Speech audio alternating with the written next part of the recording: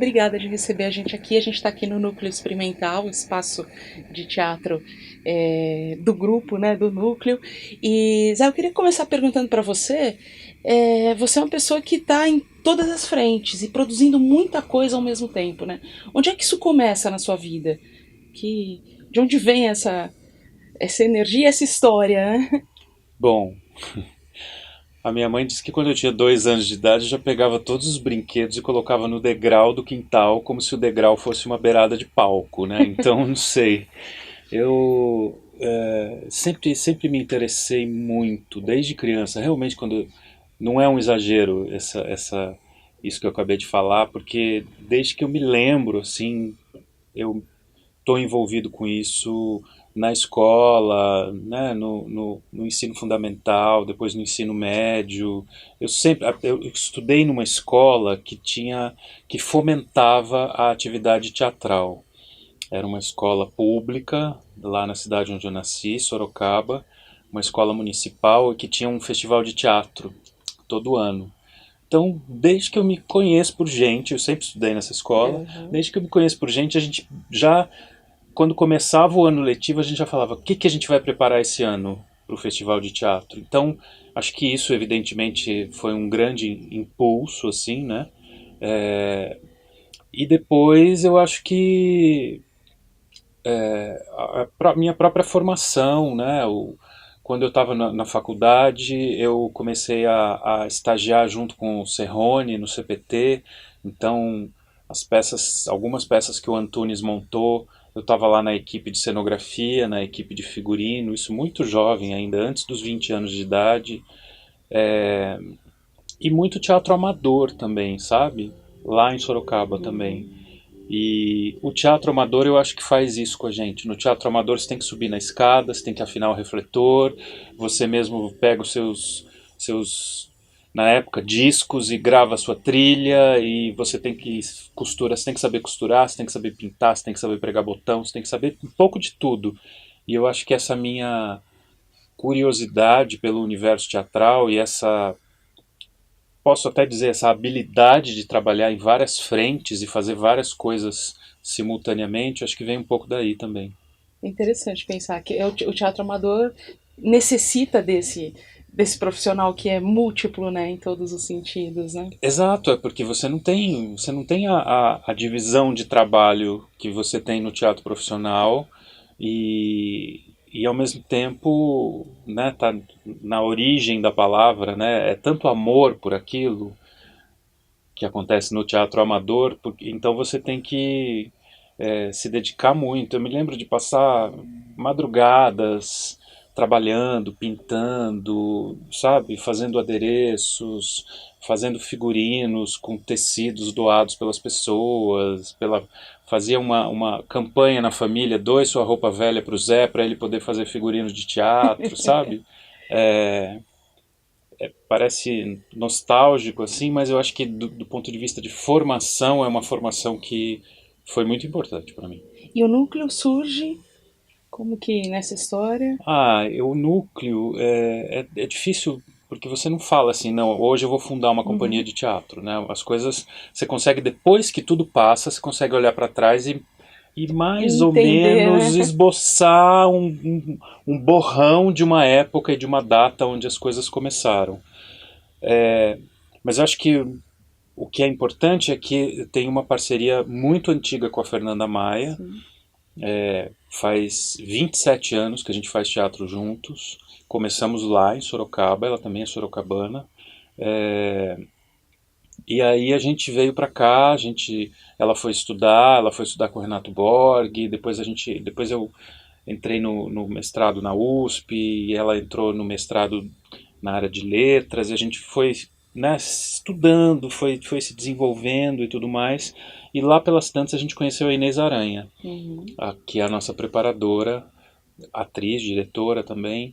E eu acho que, se olhando para trás agora, se tem uma data que a gente pode falar assim, eu acho que isso sim foi o começo do que a gente pode chamar do núcleo experimental, foi em 2005, Uhum. quando a gente se juntou. A gente já tinha trabalhado juntos os três antes, mas a gente se juntou especificamente no final de 2005 para esse projeto, que eu acho que é o projeto que inaugura o núcleo, que era uma peça chamada RJ, uma versão do Romeu e Julieta para 4 rapazes, para 4 atores homens. E eu acho que foi aí que a gente começou a forjar e desenvolver esse conjunto de ferramentas e esse conjunto principalmente de pontos de vista a respeito de teatro que desde então mantém a gente unidos. Uhum. E qual que é a importância, né, no seu ponto de vista, dessa, dessa cultura do grupo de teatro num contexto como São Paulo? Demora muito tempo para você achar quem são seus pares na arte, né? A gente passa por uma experiência aqui, conhece um pessoal ali, aí você vai trabalhar com fulano, aí você, né, demora muito tempo. Mas eu sinto que quando você encontra essas pessoas, acontece uma espécie de um casamento artístico, né? A gente tem hoje em dia esse casamento artístico. E eu acho que a importância disso vem do fato de que com essas pessoas, e por conta desse casamento artístico, você consegue desenvolver um trabalho continuado, você consegue pensar não só na peça que você está fazendo ou na próxima peça que você vai fazer, você consegue pensar numa trajetória, né? O nosso trabalho é um trabalho muito sazonal. Hoje em dia você pode estar empregado com salário numa produção de um musical de... Agora não existem mais os musicais, eu ia falar de X milhões de reais, mas daqui 3 meses você não tem mais isso, né? É um trabalho muito sazonal. E mesmo no cinema e na televisão ele continua sendo também muito sazonal. Então o grupo, a companhia, né, o trabalho continuado, o trabalho de pesquisa, o desenvolvimento de uma linguagem, a exploração de um repertório, né, porque a gente costuma fazer isso, costuma explorar o repertório. As peças elas simplesmente não desaparecem e saem de cartaz, elas voltam em cartaz, né?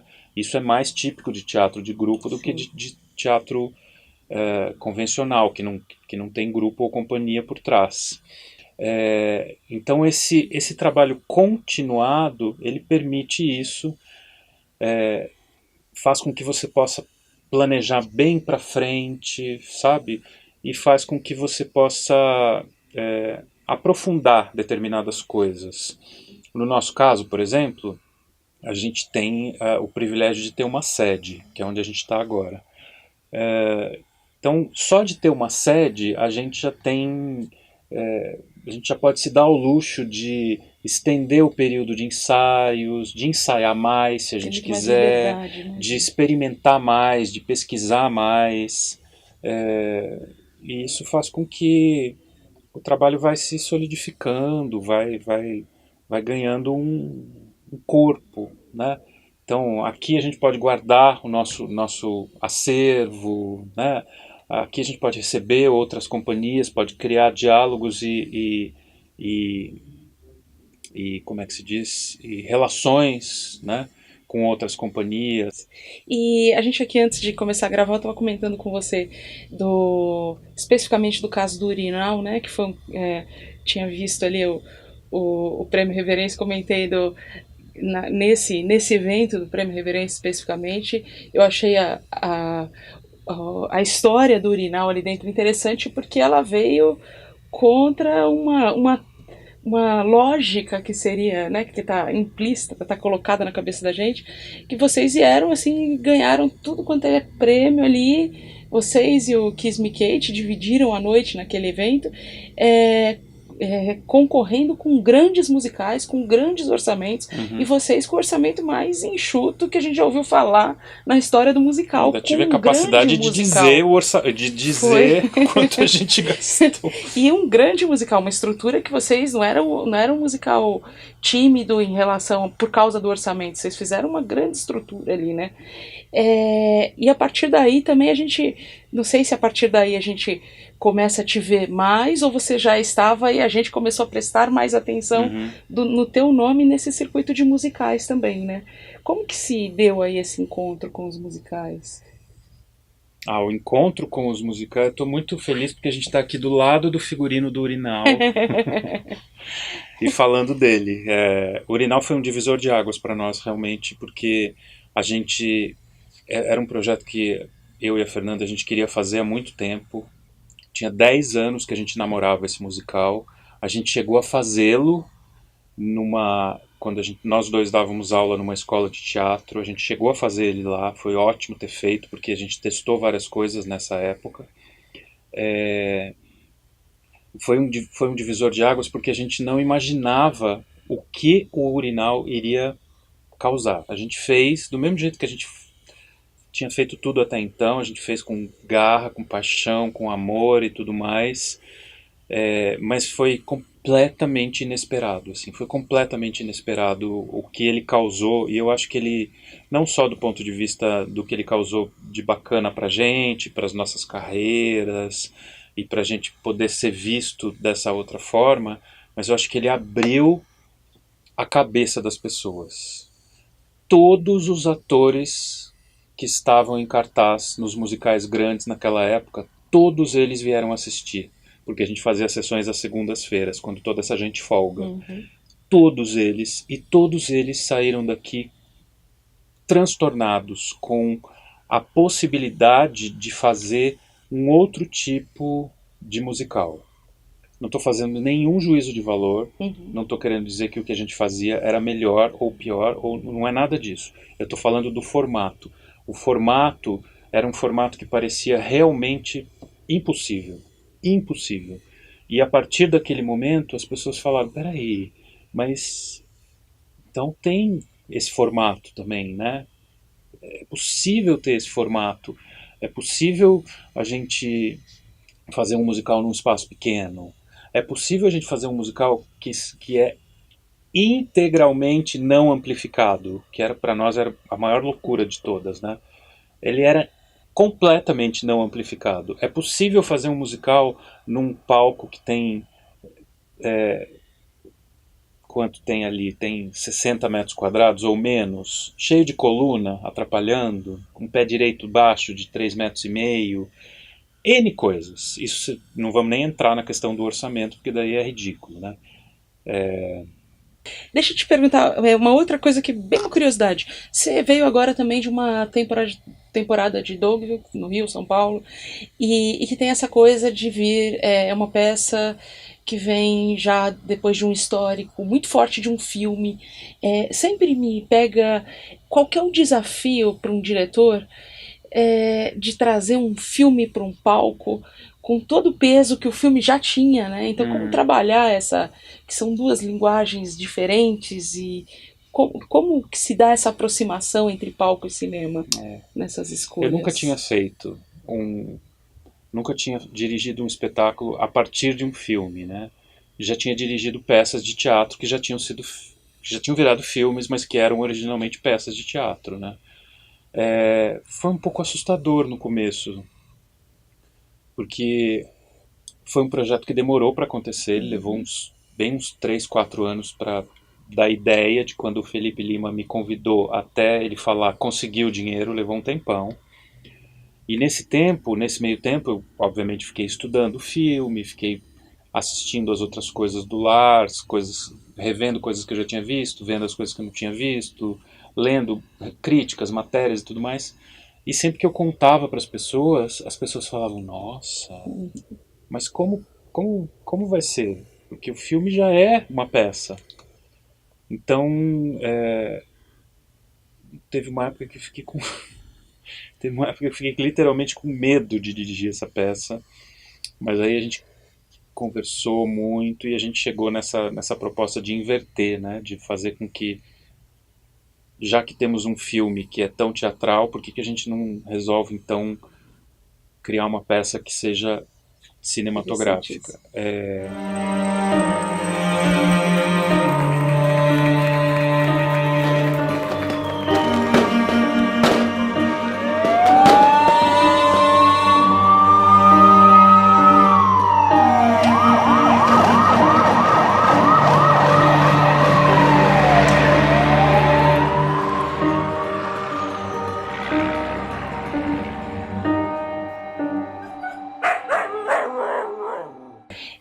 pra gente fechar a conversa, eu queria só pedir para você, o que vem por aí, Zé Henrique, do Núcleo, o que vem por aí pra gente contar aqui?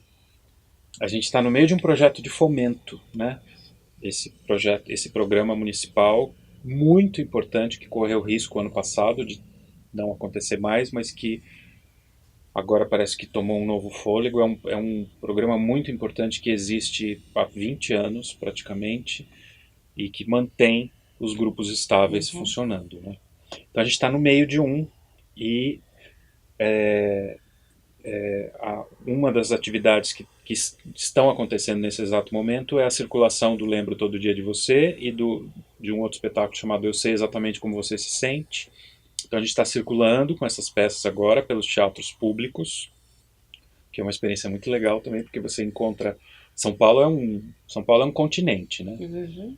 E como São Paulo é uma cidade que tem esse problema terrível de mobilidade que a gente conhece, a gente não precisa nem falar sobre isso, São Paulo é feito de várias ilhas, né? Então é muito gostoso circular, porque você parece que está indo para outras realidades, N cidades diferentes, né?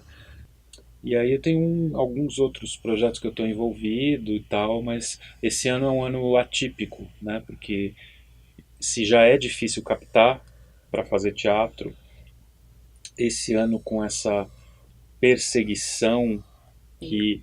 Falar para você fechar falando disso. Mesmo, essa perseguição absurda e completamente irracional que a lei de incentivo federal está sofrendo. É curioso porque nós temos leis de incentivo nos 3 âmbitos, né? No âmbito municipal, no âmbito estadual e no âmbito federal.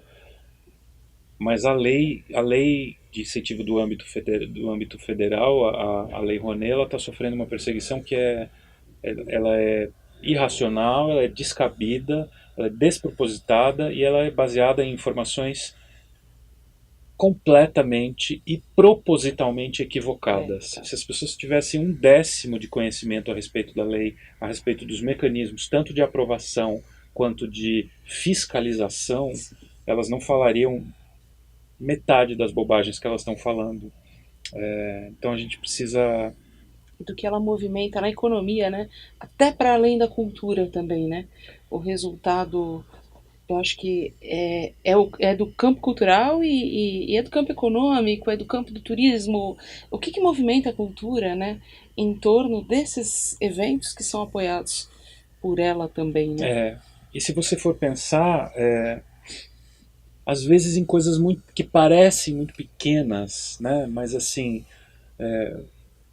o casal que vai ao teatro, a pessoa que vai ao teatro sozinha, ou a família que vai ao teatro, economicamente falando, desde se deslocar da sua casa, né, de pegar um táxi ou pegar um Uber, ou colocar gasolina no carro, chegar lá e tomar um café ou comprar uma pipoca, parece tudo pequeno, mas a economia é feita disso. A economia não é feita só de grandes negócios multibilionários, a economia é feita dessa coisa comezinha do dia a dia, né? E eu acho que criar obstáculos para tentar inviabilizar essa atividade é de uma burrice tão grande, é uma coisa tão tacanha, e principalmente se isso for feito com informações que realmente não são as informações corretas, são as informações mais equivocadas possíveis, assim, a respeito de o artista enfia a mão nesse dinheiro e é um dinheiro do povo porque é renúncia fiscal, sabe? Então existem manipulações muito perversas para tentar realmente jogar a população que desconhece esse mecanismo, jogar essa população contra uma categoria por motivos que não são os motivos mais lícitos, sabe? Então esse ano a gente está tendo muita dificuldade. O teatro nunca parou, não é agora, né? Não é agora que ele vai parar. Verdade. Em momentos de crise, inclusive, ele ganha novos fôlegos. Tem sido assim. Obrigadíssimo por essa conversa. Obrigado a vocês.